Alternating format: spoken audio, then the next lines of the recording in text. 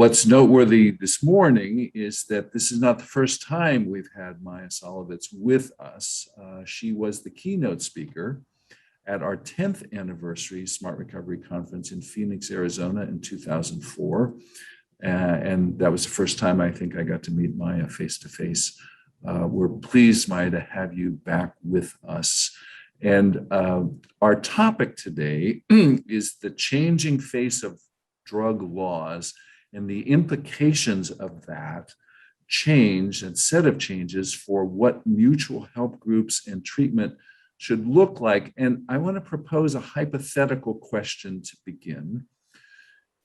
You've been studying harm reduction almost since the beginning and reporting on it now well over 3 decades, and you've been writing for well over 3 decades. As you imagine what the ideal set of laws and regulations about substance use would be, so this is an imaginary hypothetical scenario, who knows how long it'll take us to get there. But if we did get there, what do you think treatment and mutual help would look like then? Right. Well, obviously this would involve complete decriminalization of possession, and it would involve some better solution than having gangsters sell the drugs. So there's a whole lot in between there. But I think treatment in that context would be incredibly user-friendly. It would be welcoming, it would be inviting, it would be individualized, it would meet people where they are. For people who wanted abstinence, there would be a variety of options. Co-occurring disorders would be actually treatment for that would be integrated. It would be integrated into the rest of the medical system. And we would have ideally universal healthcare while we're being ideal about it. But I think the main thing that well, there's many failures in the current treatment world, but one of the key problems is a complete failure to individualize care. And the fact is that people with addiction are as different from each other as people are from each other in general. So as they say in science, it's a very heterogeneous disorder. And that means that, some people come to addiction because they were traumatized. Other people have no trauma history whatsoever, but they were very sort of outlying as a kid. Their temperament was like just a bit off, and then they got bullied, and then they found drugs for self-medication. And whether that they got bullied because they were the weird anxious kid in the corner, or because they were the kid who was always pushing everybody to do things that they really shouldn't do, these are very, very different types of people, but all are at higher risk of addiction, and some people have multiple risk factors. Maia, you've been open in your writing about your own addiction history, and thank you, because that is very helpful to people. Had you received the kind of ideal treatment that you're now describing, what would it have done for you? Well, it certainly would have been more friendly. It wouldn't have told me that the 12 steps are the only way to be abstinent. It probably would have informed me that actually staying on medication for opioid use disorder cuts my death risk by 50% if I take buprenorphine or methadone. I should have had informed consent in that way, which I did not have.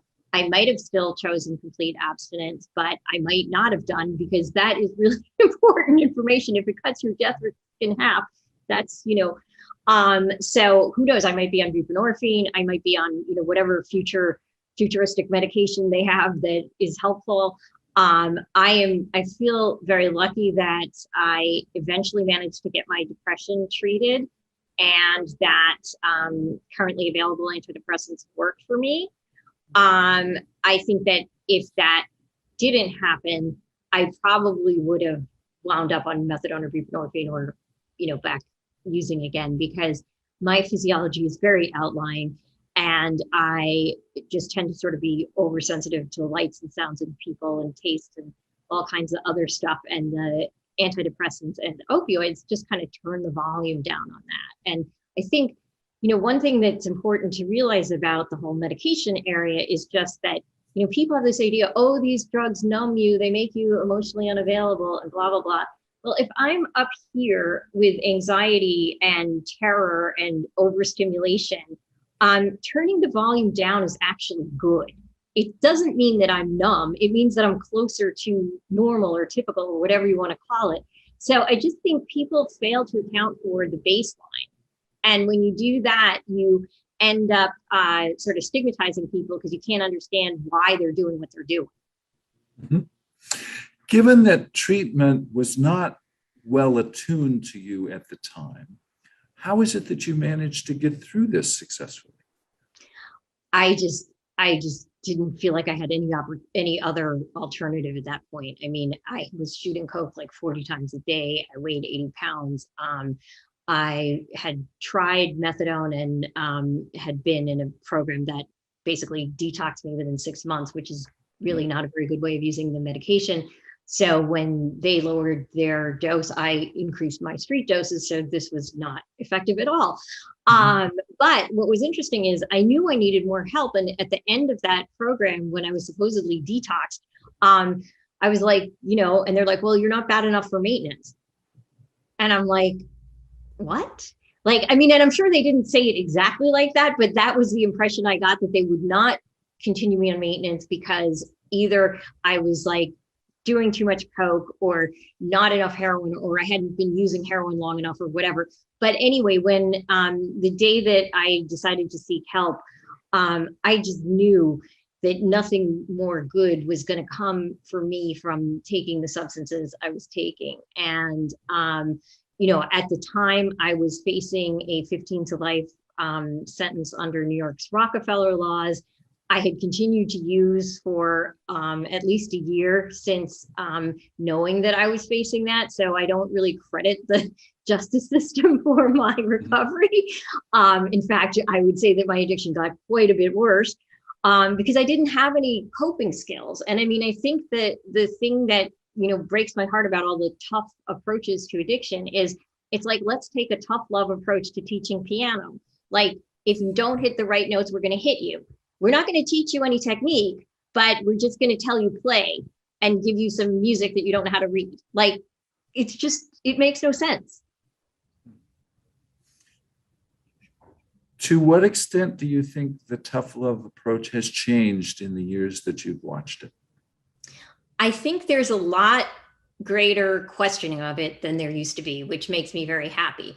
There is still far too much of it around, but back then it was just like absolutely taken for granted that if you had an addicted child, you should let them go to prison or jail. You should make the consequences as bad as possible so that they would hit bottom and therefore get better. There was no concern about whether that bottom might include catching a fatal case of HIV or dying of overdose. It was just that you shouldn't enable people with addiction and you can't be nice to them because they need to hit bottom. And what is ridiculous about that is bottom isn't a thing. Like, it's a narrative device. And so, I can say I hit bottom on, August 3rd, 1988, because I have been in recovery since then. But had I relapsed 2 weeks later, do I have a different bottom? And I relapse again and I relapse, it can only be defined retrospectively, and that makes it absolutely useless scientifically and for understanding how people actually recover. And what we know is that when you treat people with dignity and respect and kindness, it does not have the side effect of causing things like PTSD. And it also makes people feel better, and it makes them have hope. And hope and the sense that, yes, I can do this, like I am valued and I deserve this, is what treatment should be giving people. The idea that we have to go into treatment as like some kind of hair shirt and it must be tough and we got to make it as bad as possible. No. But yeah, so I do think that we have certainly made a significant bit of progress in moving away from that. I think the fact that there are parents now that are very opposed to tough love is a great thing to see. And I wrote a bit about some of them in my book. But, it's certainly still out there as an idea. And there's certainly people who continue to believe this stuff about enabling and bottom. In Undoing Drugs, you mention a Nazi expression, life unworthy of life. And you describe some personal history connected to that idea. And you mention that it now appears that drug users are one of perhaps the only group of people about whom we could deal with in that way. Yeah, I mean, if you said that about any other group of people, you would instantly be called quite correctly a racist or a bigot or a, prejudiced person of some sort. But we really, unfortunately, although we are getting better on this too, but we really continue to dehumanize people who use drugs. And it makes me think about, the murder of George Floyd.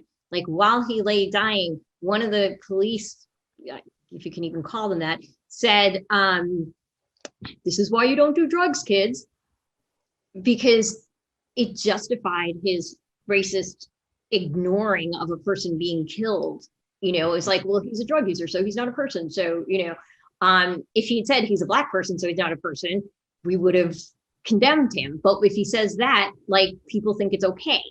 And that use of the dehumanization of people who use drugs in order to support racism is, first of all, abhorrent, but also it still continues. And we still don't recognize enough how much our racism shapes our drug policy. Yes. How can we humanize drug users more than we have? Well, I think one way is to just actually treat us like human beings. The other way is to sit down and listen to people's stories. When I go and talk to people who are actively using, who are like maybe at a needle exchange or maybe are unhoused, if you are a compassionate listener, within 5 minutes, you can get this story that will break your heart. People who are severely addicted are not out there having so much great fun that they need to be forced to have a terrible time in order to get better. They are already having the most terrible possible time. I mean, the whole thing just makes no sense when you think about the fact that, okay, if I gave you had to place a bet on which person would recover, a doctor with a family, with a good job, great career, lots of money, or a homeless guy. Vast majority of people are going to bet on the doctor, and that is the right bet. And the doctor hasn't hit bottom. So, it's just so wrong. And it completely ignores the things that epidemiologists call the social determinants of health, like class and race and racism and the whole way our society is extremely unequal. Yes. If on August 3rd or 4th, 1988, you had happened to show up in a Smart Recovery meeting, we didn't actually have them then, but if you were there, what would you have been looking for? What would have helped you? Well, I think at that point I did need to be hospitalized for the detox because I need to be fed. I need, really bad. But if I had walked into a meeting, what I would have just loved to see is people who have been where I am, who are happy and comfortable and doing okay, and who are like, yeah, you can do this. And who didn't tell me, you got to give up this, you got to give up that. I mean, one of the reasons that I was able to actually get into 12 steps for a while was there were people in the rooms who would be talking about how they got their lives back. And they would be focusing on, how they were comfortable and doing well and all of this.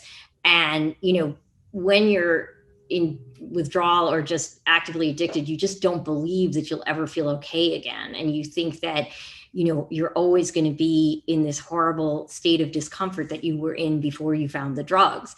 And so when, if you can see somebody who's been where you are and who's encouraging you and saying like, you know what, if this thing doesn't work for you, we'll try that thing. And if that thing doesn't work for you, we'll try this thing. We've got a whole range of things that can help you. We're going to, I mean, I also believe that anybody seeking recovery should seek a complete psychiatric evaluation in the beginning of their journey, because if you know what you've got, it's a lot easier to treat it. Now, sometimes when you're actively detoxing, it may not be clear what you actually have. I managed to get diagnosed as bipolar, but I was quite manic when I was like just off coke for some reason. I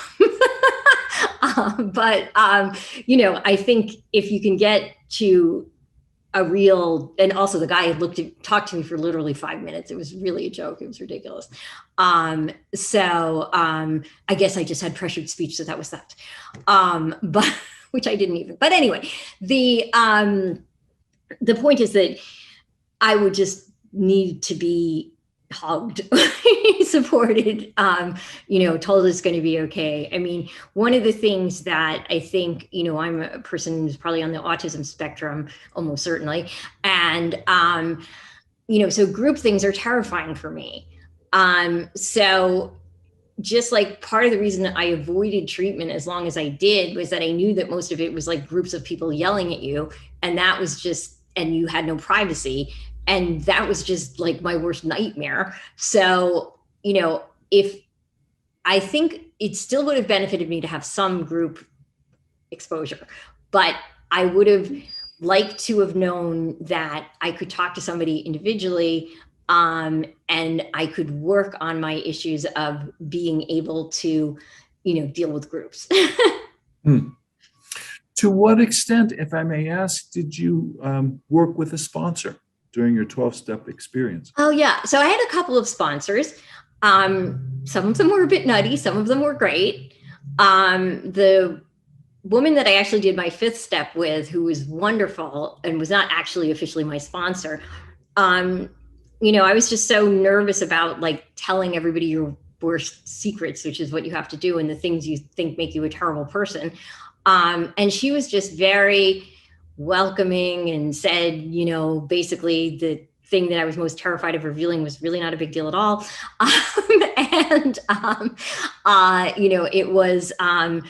It was just, because you can do that in ways that I believe are healing, and you can do that in ways that I believe are incredibly destructive. And the destructive way for a lot of people is to, and I've heard this happen to people, like where you say, I was sexually abused when I was a kid.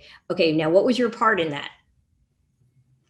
Nothing. I was a kid, but some people still sort of impose that structure on it. And a lot of people with addiction are actually more victimized than they are victimizers. And so creating the template of all of us being like, white rich men stomping on people is not quite appropriate for everybody with addiction, to say the least. Certainly it's good to take a look at what you've done and make sure that you do know where you had a part in something. And I'm not saying we should all avoid responsibility for everything forever. But it's just more that the attitudes of people and the reckoning with the individual nature of people's problems, and just, having somebody be able to say, there, you're okay. You don't need to hate yourself so much. That can be really liberating, and not shaming. And so it's like, it's very weird because, and I think this is true with all aspects of recovery, or in life in general.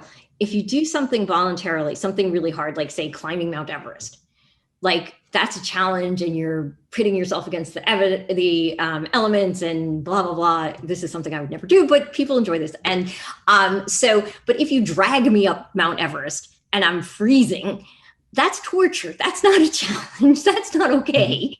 And similarly, like if you choose to explore where you went wrong and how you feel about yourself and what harm you may have done to others, great. And you can do wonderful things around that.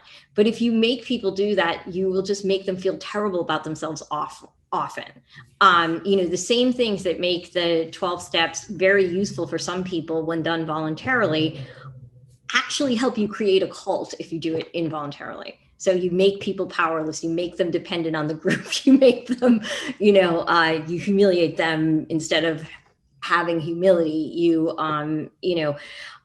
make them confess so that you got something on them. I mean, it's just like, it's really like if you were an evil cult leader, it's a really good recipe. Not that I'm suggesting anybody do this, but this is how we got so much addiction treatment that became extremely culty, and some of which actually turned into cults. Did there come a point where you started telling what had been secret in groups? Or did you only do this to therapists? I mean, no, like, I mean, I was like, I have mild OCD and I was just like ashamed about it. Like, I was ashamed about what I did, and that, like, it's not a deep, dark secret anymore, but it's like, I felt worse about that than I felt about like selling cocaine. And so, like, because when I was selling cocaine, I liked cocaine. I thought it was good. I didn't see myself as being any different than a bartender. Now, I recognize now that this was a bad idea and it's illegal, et cetera, et cetera. It was like the things that I did that I felt like violated my principles or made me a bad person, were generally not what, I don't know, like, I'm Jewish, but there is a word for the biggest sins of all. Anyway, yeah. So, I mean, I would just sort of talk about that. And I don't know like what it is, but like OCD like creates like intense shame, regardless of what, and so, but yeah, like, so I did certainly, and I was always open about the fact that, I sold drugs and that I had, the sort of experiences I had when I was using. But it was, it took a while, and it, I sort of, the thing that is useful, and I'm sure this is true in SMART as well as 12-step groups, is like there's a predictable structure to it. And so for somebody who is a little spectrumy, that is really helpful because, like, what you're supposed to do. And it's not like this like freeform thing that's kind of scary. Afterwards might be that, and then you're like, oh, everybody's going to ignore me. But it's interesting. Hasn't your OCD streak been helpful in writing 8 books? Well, exactly. And I mean, I now realize that what I originally framed as mild OCD is just part of being on the spectrum.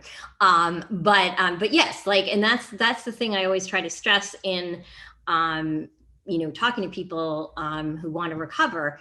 That same thing that made you so terrible because you were so persistent at like seeking the drugs and like not letting anything deter you is exactly very helpful if you use it in the right way. And if you use it in a way that, like, helps people and helps your family, helps the world, whatever. But yes, it is like, yeah, I couldn't do the stuff that I do without being as sort of intensely obsessive as I actually am. So, in your thoroughly researched and documented book, Undoing Drugs, and you're charting portions, as you say, of the history of harm reduction, and you're encouraging others to write up the portions that you couldn't possibly fit into one book, you're outlining the rationale for any positive change, that initial succinct definition of harm reduction, which is quite different than abstinence only. And you've been dealing with people who have an abstinence only orientation for your whole writing career. How do you address these individuals? How do you expand their view of things? Well, if I was as good as Edith Springer, what I would do is meet them where they are, with compassion for exactly where they are, and with understanding why they are where they are. I'm not always so good at that because sometimes I get enraged when people are pushing policies that I think are killing people. But ideally, I would, recognize that, first of all, when you are in early recovery, and also if you're at all of an obsessive compulsive kind of person at all, you're going to be kind of rigid. And you're going to think like, if this isn't the only way for everyone, maybe it's not the right way for me. And so you will be really defensive and threatened by other ideas. I think that the history of harm reduction kind of shows how people have worked around this by saying, you know, dead addicts don't recover, which we used to say in the, I wouldn't say it addicts these days, but that was like our slogan in the ACT UP days, you know, and I mean, it's like, right, like if you don't give people clean needles and don't give people methadone or buprenorphine or whatever you can to minimize their injecting, and you've got a, at the time, completely fatal disease going around. Yeah, when by the time they do get ready to change, they're not going to be here anymore. And so, you know, seeing it that way, and also just, you know, and I mean, I think a lot of people just, they get to the stage and they stay there. They're like, well, harm reduction is good for, you know, getting people ready for recovery. They don't like it if people don't ever go to the abstinence route, but they're okay with it as like, we need to keep them alive until they can recover. And so that is one thing that I think is very important. And, you know, people in the abstinence world know that the vast majority of people with addiction don't instantly get continuously abstinent, and that relapse is a thing. And that during those periods, especially with this horribly contaminated opioid supply we have right now, people are at serious risk of dying. And so unless we do things like naloxone distribution and fentanyl test strips and ideally safe supply, we're going to have people who are, you know, who could have recovered who don't. Because that recovery is a learning process. And if you, you know, you're not going to learn without errors. So, you know, it's just like, I think that is one way of, you know, really reaching people. And also, like, what's important to know is that, you know, people feared with harm reduction, and I had this fear for a long time myself, that like, oh, well, if you give people methadone or you give people heroin or you know, just give them what they want, that will never change. And the research shows quite clearly that this is not the case. Like, this stuff doesn't extend active addiction. It just extends life. People who are here are able to move on to their next whatever. But people who are no longer with us cannot do that. So, like, I can understand, like, what I used to really fear about harm reduction, I think I wrote about this in the book a little bit, was just that, like, you know, you would get kind of stuck on like methadone or buprenorphine or something, and you'd kind of have a half good life when you could have really had this glorious, brilliant abstinence. And I realized later that, like, there's no evidence that suggests that. And it's also the case that you don't have to live in some kind of twilight life if you're on maintenance. In fact, many people do perfectly as well as people who are completely abstinent. And that, you know, abstinence is not this spiritually superior state. Like, I don't believe that I'm a bad person because I'm on Prozac, and I'm a lesser person because I'm not like facing the pain of my whatevers. You know, like, that really makes me angry now, because I just feel like, you know, you try living in my nervous system for a few days and then you tell me not to have the Prozac. Well, I guess hypothetically, maybe you would have written 16 books without it. I don't think that's the case either, because the thing is that, like, you know, and this is the tricky thing about everything, is that, like, because your gift is also your curse, it's always going to be a negotiation, and you are never, you know, I mean, it's like, if you take away all those elements, then right, I'm not going to be here doing this. I might, you know, be a neuroscientist doing something else, but you know, this is how it turned out, and this is where I'm directing my focus. Your gift is your curse is your gift. That's a great reminder. Thank you. Any other examples in your own life? Oh, of that? Yes. I mean, I'm sure there are a million, but I'm not sure I'm going to be able to actually come up with them. No, I'm not going to be. I mean, like, I just feel like it's sort of a whole thing of everything. Okay. You mentioned various types of evidence that support the notion of harm reduction. And you've also talked about people who have trouble, I gather, accepting evidence. Do you have an anecdote to tell us about how you watch somebody actually understand evidence and change behavior? I mean, it's funny because I do think it's anecdotes that actually change behavior. So what you want to do is have the good anecdotes for the evidence. And so, I mean, I've seen very horrible examples of this where parents who are very anti-medication and then their kid comes off and overdoses can have a change of heart and realize that, wait a minute, they were here when they were on that stuff, you know? And that, you know, I was able to, you know, they were getting better. So I think, yeah, I've definitely seen that happen. And I've just seen people who, and I mean, you were on this Addict L email list. Yes. That was a fascinating forum because like you'd have these people who come in there, including me, like who were just like intense 12 steppers. And then you got like hit over the head with the evidence and you're like, oh no, we're wrong. But sometimes what you would do is instead of like admitting you'd be wrong, you just come back the next time and be arguing the opposite side, which is fine. But it's just a little funny and a little human. I am curious, how much of your time do you find yourself arguing with pure abstinence advocates? How do you approach these conversations? I mean, I do a lot of fighting on Twitter, it's true, but I do try to just, I actually ended up on a radio show in Canada from some serious abstentionists. And I just kept saying, you know, they're like, but we need people to have, you know, people shouldn't always like so, but what I just kept saying is 50% reduction in mortality. This is what the data shows. Like, all I can give you is that. Does this mean everybody needs to be on medication every second of their life? No, but this is the data we have and people need to be informed of that. Now, you may have a bad reaction to medication. You may not be able to deal with the horrible clinic system that it comes from. There's a million reasons why you wouldn't take that.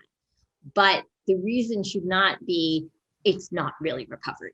And the, you know, I don't know how true these people's claims are. They were saying that like nobody in Canada is allowed to have abstinence. They just all go on medication for opioids. Now, I can kind of see if I were running a public health system and I had an approach that cut the death rate 50% and one that didn't, I might favor the former. But I certainly think that there really is no one size fits all, and that some people clearly do better with abstinence. It's just finding who those people are and keeping them alive through a fentanyl crisis is very difficult. And so to me, if you can find a good dose for you of the available medications, it's just safer. Now, if you can't and you feel impaired or it just, you know, like, because the problem, or maybe it's not, but anyway, drugs do different things for different people. Heroin might make me feel warm, comfortable, and safe, and it might make you feel like numb and awful. We're starting from different baselines. So that can be the case with these specific drugs. It's just the brain is seriously complicated. So, you know, I would never say that like, never use naltrexone. Everybody should be on methadone or buprenorphine. Never have abstinence. Like, that's just not. But, you know, if I'm going to speak as a policy person and I'm going to speak to somebody who is talking to somebody they love or just to somebody I love, I'm going to give them that data and then they need to make up their mind. You know, if they still think that that's not for them, fine. But, you know, it's like what bothers me a lot about our current system is people just don't get informed consent. They don't get taught this. They just get taught that, oh, these medications are just the same as still using.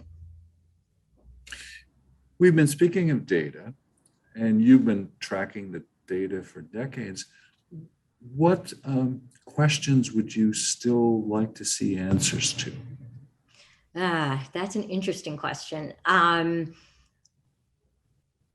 mean, you know, I would like to see more data on, you know, who's best suited to abstinence, if we can find that. I would also like to see Well, I would just like to see what it would be like if we actually had treatment that treated people with dignity and respect from the get-go. I would love to do a comparison of, and I don't think there's ever been an actual head-to-head of your sort of classic tough love with your classic harm reduction. You can't really randomize people to that, but it would be interesting if you could. And it would be, I mean, and it would be unethical, so you couldn't, but it would be nice if there was just like, there's never any data that actually supports the confrontational stuff. But if you really had like give the proponents their one shot and, but I just think, understanding like who things work best for, and, figuring out, I'm interested in the psychedelic stuff. I remain skeptical of the idea that it is a cure-all. I have seen way too much overhyped things. And I think that that is a danger because it can provoke a backlash. And I do think that there is a very strong suggestion that some people can be helped. But like, you start seeing articles like, oh, we're not going to need antidepressants anymore. Like everybody can just take psilocybin a couple of times and they'll be cured. Like, no, some people that probably going to work. But I'm just always reminded of Howard Lotsoff, the guy who discovered that Ibogaine works for heroin withdrawal. He discovered this randomly because he randomly ordered some, and he was one of these psychonaut kind of guys. And so he and a couple of friends took it, and they woke up the next day and they realized that they were like not in withdrawal, even though they were actively addicted to heroin. And so he was like, yay, I'm cured. I'm going to spread the word. And his other friends were like, I'm not sick, but I want to go get high. And so, so that's kind of the essence of it right there. It's still going to depend on the mysterious nature of ourselves. Yes. So we'll have to see what emerges with psilocybin. I admit to being fascinated. There have been around the world a number of natural experiments around policy and treatment. And I'm thinking Portugal, Switzerland, the Netherlands, Great Britain at different times. I'm curious, which ones of those have you been most interested in? I mean, I think it's all fascinating. I'm deeply depressed by how backwards the UK is now. It is like, they used to be like on the forefront of everything, and now they can't even get medical marijuana. And it's, or they're like, you can prescribe heroin, but you can't have a safe injection site. Like, what sense does that make? I don't understand how you can legally prescribe heroin and cocaine, but you can't legally have a safe injection site. That I don't get this. But it's like Portugal is obviously really interesting. I think, it's hard to know. It's clearly the case that taking the money from arresting people and putting it into welcoming treatment is going to work, is going to make things better. But it's a smaller country, and the sort of a lot of the it has national health care. There's a lot of things that I still think we should absolutely immediately decriminalize here as soon as possible. But it's just, it's good to see different places doing different things. It's also, I'm really excited about Oregon, and the decriminalization going on there. Somebody please ask me to speak in Oregon so I can like go there and whatever. But yeah, like I think, I think we can learn a lot from all these places. I mean, Switzerland is interesting too. I think they have, the heroin maintenance where you can only use heroin on site seems to be a little bit overly restrictive to me. Like the old British system where you can just take everything home and they just give you what you want, that may be a little overly loose. We can probably find somewhere in the middle that is better, that balances the risks. Thank you. And some of our audience may not be familiar with what's happened in Portugal in the last 20 years. Would you briefly describe that? Sure. So they decriminalized possession of all drugs. And basically, so if a cop catches you with some cocaine or something, they will refer you to a thing called a dissuasion committee. And this is made up of a social worker and an attorney and maybe a doctor, but the third thing rotates. But it's not a court. You don't have to take any of their recommendations. It's just like, here's a situation. Let's see if you have a problem. If you have a problem, do you want help for your problem? What do you want to do? And they will they'll refer you to a needle exchange, or they'll, it's not like they're going to say, you have to go to this abstinence treatment right now. Now, if you're going to make a nuisance of yourself and keep getting arrested, they may sort of enforce a thing where you're not allowed to go to that particular neighborhood or something like that. And it seems to happen very, very rarely, because the police aren't out there looking for possession arrests. So even if you are unhoused, you can probably avoid getting busted for possession if you want to. If you're so chaotic that you can't avoid that, you probably seriously need help. Whether or not you're ready for it is another question. But I think one of the things that may make it slightly difficult to generalize from Portugal, although this is true in the United States as well, most of the arrests are for marijuana. And so just sending people home and saying, don't get caught again, basically,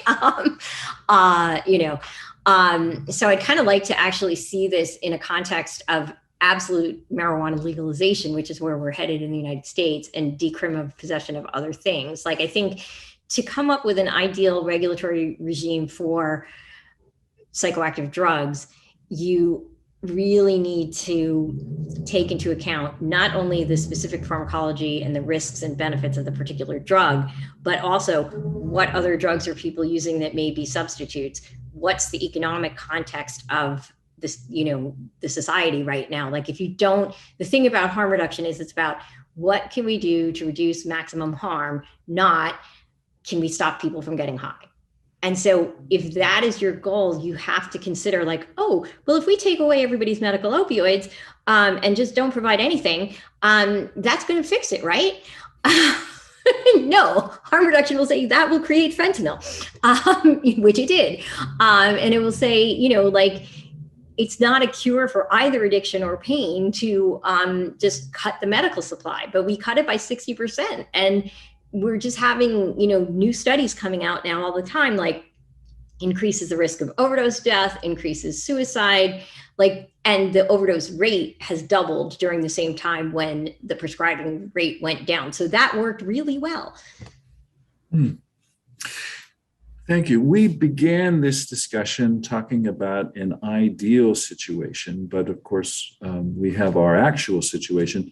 What would your recommendations be for us as individuals? What could we be doing at the local government, state government, national level, international levels?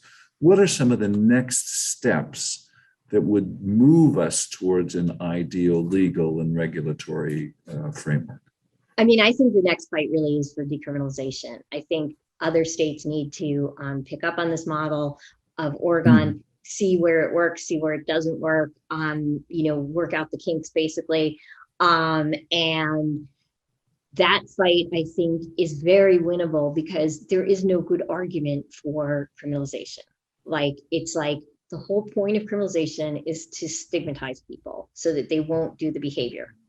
It's obviously not preventing the behavior, but it is great at generating stigma. And so, all these people on the right and the left, we have to destigmatize, you can't destigmatize and criminalize at the same time. These are just I'm not thinking of a metaphor very quickly, but, doing the opposite thing at the same time does not get you anywhere. Running forwards and backwards at the same time, at the same rate. Yes. You're not going to go anywhere. If you actually believe addiction is a disease or a medical disorder or a learning disorder or any of these things, treating it as a crime and putting people, we don't say, bad police officer, you had a donut and you have diabetes, so now you go to jail. Like, we don't think of that as an effective way to deal with, like, diabetes or obesity. Like, we recognize that that would be really stupid. We also make people fat in jail, unfortunately, by the horrible food we feed people and the stress. We need to move away from mass incarceration. We need to move towards as much decriminalization as possible. I think it's really great to see the activism around, like, Black Lives Matter, where people realize that, the drug war has been used to oppress certain races. It doesn't work to do what it's supposed to do. We can together work towards making policy that actually helps people. And it's just such a big change because, in the 80s, like, a lot of the Black leadership thought that there was no alternative to prohibition. Even if it wasn't working, we just had to crack down hard enough because it was kind of an insoluble problem. Like, now that we see, well, oh, who are we cracking down on? Like, it becomes clear that if prison is such a great way of dealing with addiction, why aren't the rich white folks in there?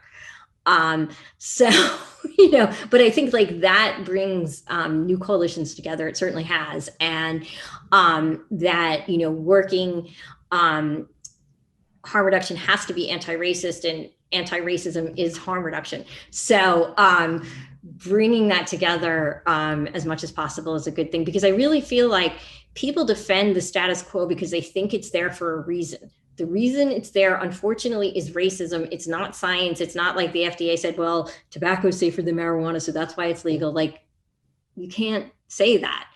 One kills half of its regular users. The other has no effect on mortality. And it's the legal one that's killing people. So, we have to, because so many people, and particularly in the medical field, for so long simply accepted that our drug laws were rational. And they accepted the propaganda that was used to rationalize them. If we get past that, we can sit down and say, wait a minute, is it really the case that in all the world, for all the future, the only recreational substances we can ever have are alcohol, tobacco, and caffeine, because white colonialists liked them at one point? Like, that makes no sense. We need a pathway for there to be able to be drugs that people use non-medically. I hate the term recreational, but I haven't come up with anything better yet. Yes. Thank you. Maia, we're winding to a close in the next few minutes. Several quick questions. Is it inherent in human nature? You've been looking at stigma and racism and in-groups and out-groups for a long time. Is this something we can grow out of, or will human beings always have some out-groups that they stigmatize? I mean, I think, like inequality, it is something that can be either minimized or maximized. I don't think you'll ever have perfect equality. You may not even want perfect equality, like in terms of, like, everybody's exactly the same. But I do think when people feel safe and comfortable, there is much less in-group, out-group stuff. When people feel threatened, this is when you see the rise in racism and all kinds of horrible stuff. So the more we can move towards equality and reducing the in-group, out-group stuff, which also requires people to interact with each other. Because if like, the rich people are off in one corner of the world and they don't realize what they're doing to everybody else, they're never going to feel guilty about it.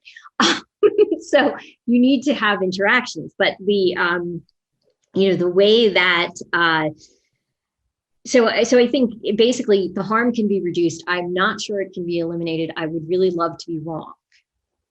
Yes, thank you. So one final question. Given what you have spent a lifetime learning and the progress you've seen, do you have any specific recommendations for Smart Recovery as an organization and for what happens in Smart Recovery meetings? Well, I'm just cheering you on because I feel like it's so nice for people to have a viable alternative And I think, just allowing people to recover via their own ways and supporting them in that is just a critical thing to do. So I think, that is so important. And I want to see smart recovery and other alternatives just grow as much as possible, because one of the things I think we need to do, AA and 12 step should never have been part of the medical establishment. It is just not medical. It is moral. And people can say as much as they want that it's a disease. We don't treat any other disease with confession, meeting, and prayer. That doesn't mean it doesn't help people. But I just use the cancer analogy, like your cancer support group, which may be essential to getting you through chemotherapy, does not provide the chemotherapy. So you need to separate these things, and also not pay for what you can get for free. Which is a really annoying thing when we have so little money in this area. I mean, now we're going to have a ton of it. I hope we're not going to waste it. But so I think, just, growing, supporting yourselves, making people aware that you are out there. All of those things I think are really helpful, because I think we do need as many alternatives as possible for places that are just welcoming and treating people, with dignity. I hope you're seeing smart recovery mentioned various places. Any place that's popped up recently for you? I am not going to remember this at this moment, but it is nice to see that it definitely gets a lot more mention than it used to do back in the day. And I think one of the things that I think has been enormously helpful for multiple paths to recovery is the internet, because once you can research stuff for yourself and see that this is not the only way, it becomes a lot more feasible. And I wonder, have you grown during the pandemic? In some ways, yes, and in some ways, no. So that's one of the issues we'll be talking about at this conference. Oh, cool. Maia Szalavitz, most recently author of Undoing Drugs and the author of 7 previous books. Thank you so much for joining us today. It's been an honor to have you with us. Thank you, and likewise.